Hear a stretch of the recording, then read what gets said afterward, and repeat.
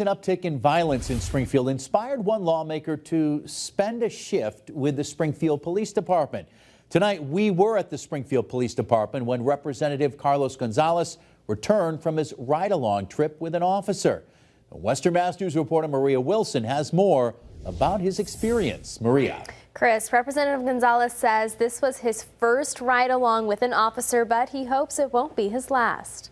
A great opportunity for me to just see the day-to-day operations. On Wednesday, State Representative Carlos Gonzalez headed out on a 5-hour shift alongside a Springfield police officer, where he learned about the day in the life of the city's finest. When you ride along with the officers, you see the complexity of their job and the difficulty it is going from one situation to another situation.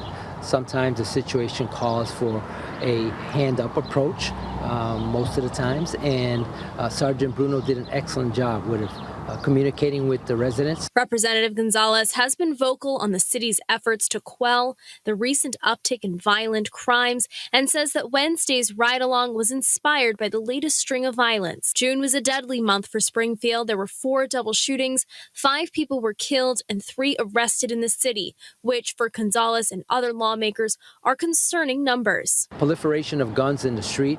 We have to see where these guns are coming from. We have to be more proactive in that. Also on Wednesday, officers gave the lawmakers some insight as to what they think could be possible solutions. One of the things that we heard from the officers was that if we can connect with the children early in the ages, in their schools and in community centers, having a relationship and a rapport with the police officers will go a long way to curtailing some of the crime. So the job of preventing crime would be better serve the city of Springfield. And while Representative Gonzalez says he learned a lot about the community and ways to combat crime levels, he also says he's leaving the experience with a heightened appreciation for those on the police force. So again, I want to salute the men and women in blue for the work that they do, because the complexity of their jobs is just changing every day, every minute.